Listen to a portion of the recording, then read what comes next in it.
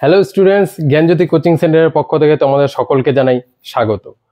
তো আজকে তোমাদের মেনলি আমি মেজর সোশ্যোলজি নিয়ে আমি আজকে তোমাদের ক্লাসটা নেব। যারা সেকেন্ড সেমিস্টারে এক্সাম দেবে বা সেকেন্ড সেমিস্টারে পড়াশোনা করছো কলেজে, তাদের জন্যই আজকের ক্লাসটা মেনলি। ঠিক আছে, আজকের যে ইম্পর্টেন্ট কোশ্চেনে তোমাদের সাথে আলোচনা করব সেটি হচ্ছে যৌথ পরিবার। এই কোশ্চেনটা তোমাদের পরীক্ষার জন্য খুবই ইম্পর্টেন্ট, তো ধ্যান দিয়ে পুরো ভিডিওটা দেখবে। ঠিক আছে, স্কিপ না করে দেখবে, তাতে তোমাদের সুবিধা হবে, তোমাদের পরীক্ষার ক্ষেত্রে তোমাদের সুবিধা হবে এবং তোমরা নিজেদের যে পড়াটা সেই পড়াটা ফুলফিল ভাবে করতে পারবে। ঠিক আছে, তো আর তোমরা যদি আমাদের জ্ঞানজ্যোতি কোচিং সেন্টারের সাথে যদি যুক্ত হতে চাও, তাহলে আমাদের এখানে দুটো কন্ট্যাক্ট নাম্বার দেওয়া আছে। দেখো 7076398606 এবং 6295916282, এই দুটো নাম্বারে তোমরা আমাদের সাথে কন্ট্যাক্ট করতে পারো এবং আমাদের এখান থেকে তোমরা অনলাইনে আমরা নোট প্রোভাইড করি, তো সেই নোট নিয়ে তোমরা পড়াশোনা করতে পারো এবং তোমরা তোমাদের সাফল্যটা নিজেদের মতন করে পেয়ে যেতে পারো। ঠিক আছে, তো আমাদের এখানে 6 মান্থ ডিউরেশনের কোর্স দেওয়া হয়, কারণ তোমাদের যে সেমিস্টারগুলো হয় সেই সেমিস্টারগুলো 6 মান্থের। তো 6 মান্থ ডিউরেশনের কোর্স দেওয়া হয় শুধুমাত্র 999 টাকার বিনিময়ে তোমরা একটা প্যাকেজ, ফুল প্যাকেজের একটা কোর্স পেয়ে যাবে। ঠিক আছে, তো তোমরা যদি ভাবো যে আমি নোটস নিয়ে পড়াশোনা করতে চাই, আমরা নিজের মতন করে পড়তে চাই, তাহলে তোমরা অতি সত্বর আমাদের সাথে যোগাযোগ করো এবং আমাদের থেকে তোমরা নোটস নিয়ে পড়াশোনা করতে পারো। ঠিক আছে, তো চলো আজকের ক্লাসটা শুরু করা যাক। ঠিক আছে, তো আজকের যে ক্লাসটা সেটি হচ্ছে যৌথ পরিবার বলতে কি বোঝো এবং ভারতীয় যৌথ পরিবার এর বৈশিষ্ট্যগুলি উল্লেখ করো। এই হচ্ছে তোমাদের কোশ্চেন, যৌথ পরিবার বলতে কি বোঝো এবং ভারতীয় যৌথ পরিবারের বৈশিষ্ট্যগুলি উল্লেখ করো। এই কোশ্চেনটা দেখো, যৌথ পরিবার, যৌথ পরিবার বলতে আমরা কি বুঝি? আমরা যেটাকে মেনলি কি বলি, জয়েন্ট ফ্যামিলি, তাই না? জয়েন্ট ফ্যামিলি, অনেকে জয়েন্ট ফ্যামিলি থেকে বিলং করে, অনেকে জয়েন্ট ফ্যামিলি থেকে বিলং করে না।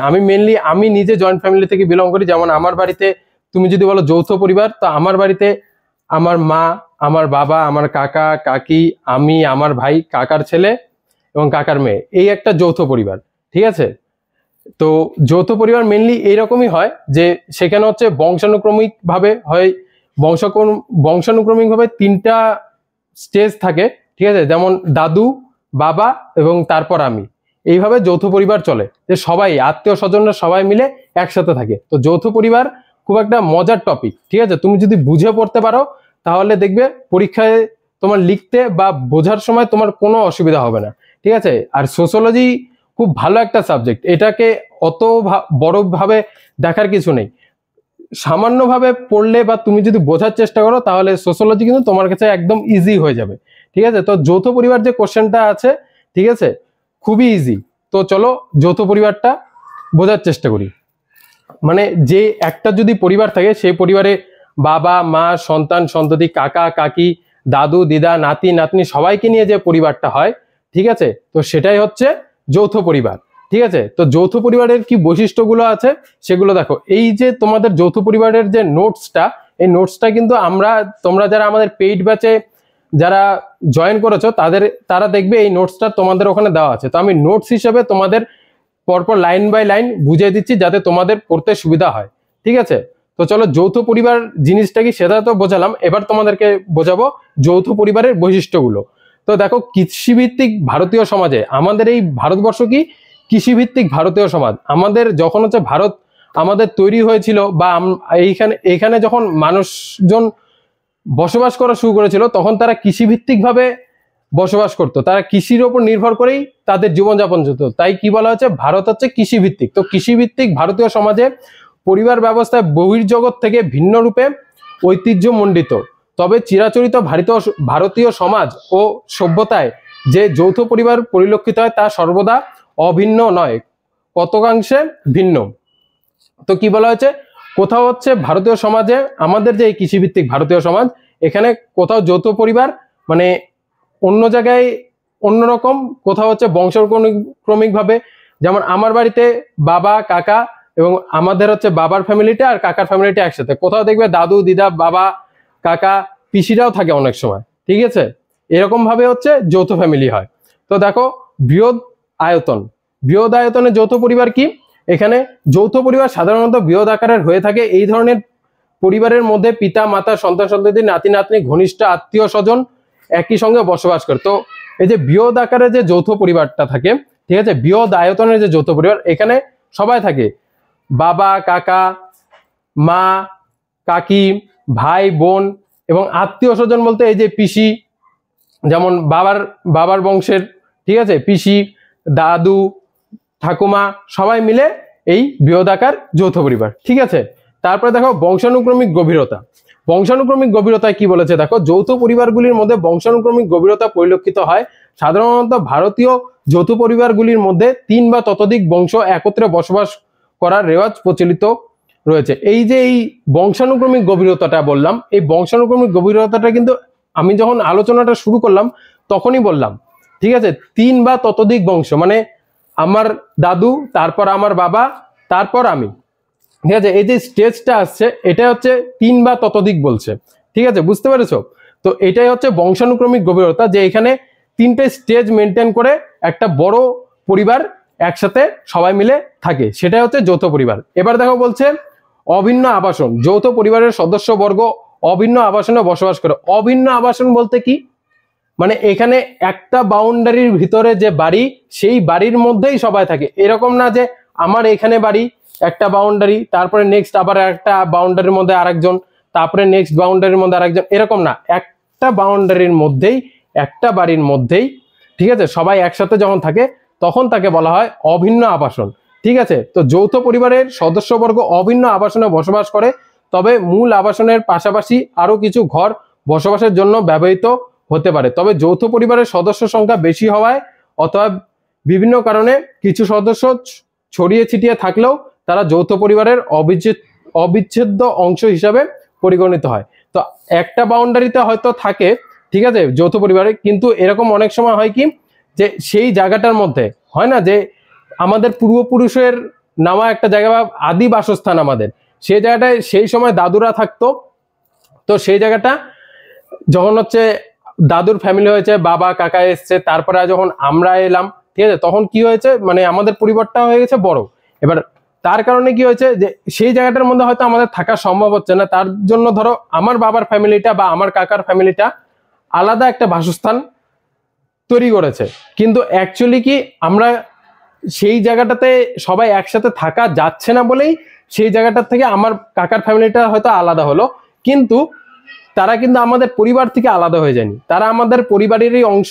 ঠিক আছে, শুধুমাত্র বসবাসের যে কথাটা আসে যখন, যে বসবাস করার জন্য যখন অসুবিধা হচ্ছে, সেই সময় ধরো তারা আলাদা হয়ে গেল, কিন্তু একসাথেই তাদের সাথে আমাদের সুসম্পর্ক এখনো বজায় থাকলো, তখন সেটা হচ্ছে যৌথ পরিবার। তারপরে কি দেখো বলছে যৌথ সম্পত্তি। যৌথ পরিবারে যে সম্পদ থাকে তা সকলের সম্পত্তি বলে বিবেচিত হয়। এখানে ব্যক্তি মালিকানা কোনো সম্পত্তি পরিলক্ষিত হয় না।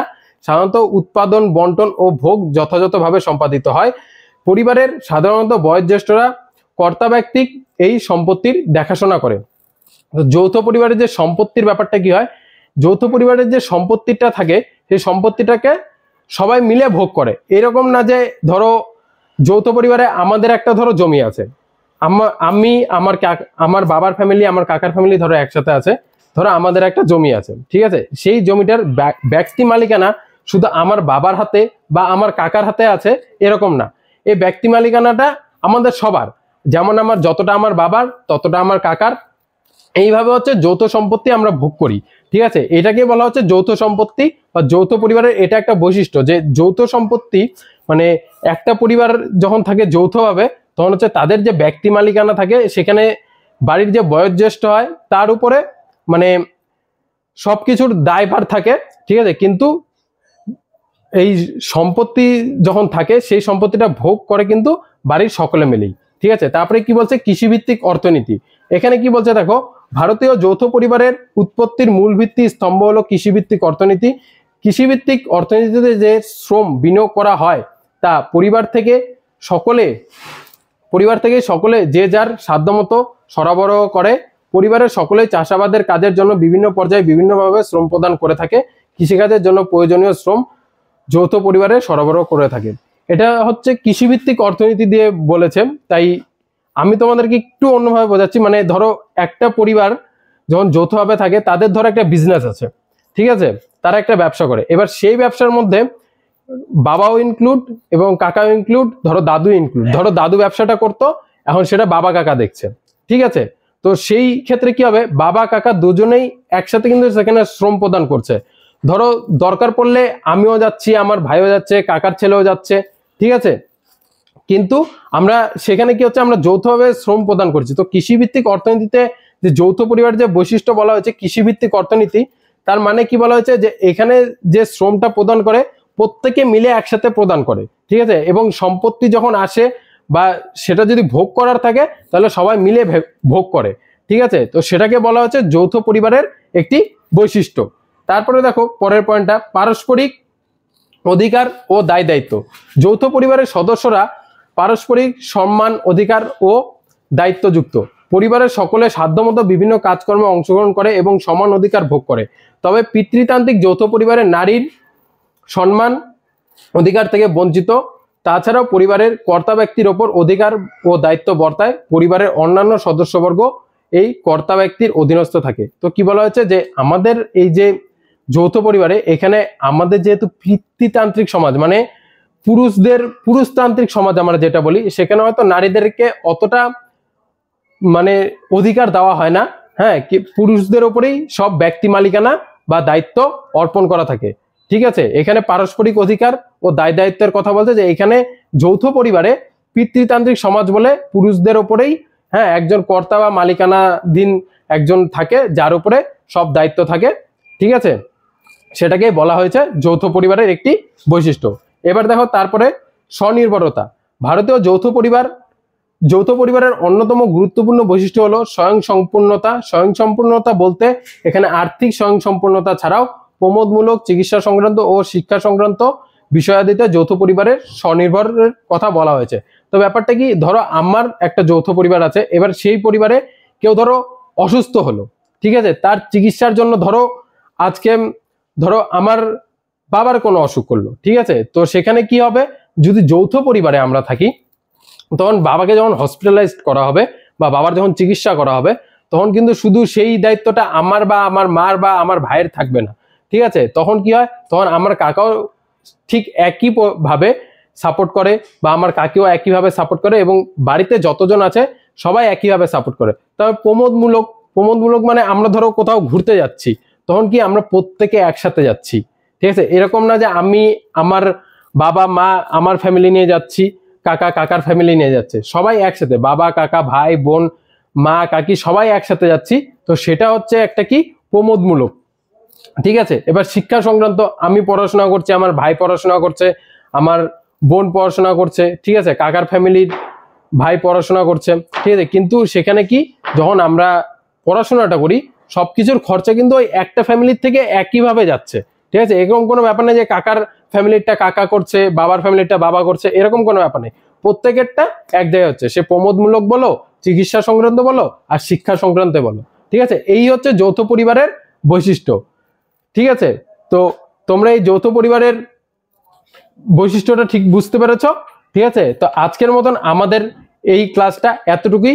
জ্ঞানজ্যোতি কোচিং সেন্টারের সাথে তোমরা থাকতে অবশ্যই আমাদের এই চ্যানেলটিকে সাবস্ক্রাইব করো, এবং যদি আমাদের থেকে তোমরা নোটস পেতে চাও তাহলে অবশ্যই এই দুটো নাম্বারে আমাদের সাথে যোগাযোগ করতে পারো, ঠিক আছে? Thank you.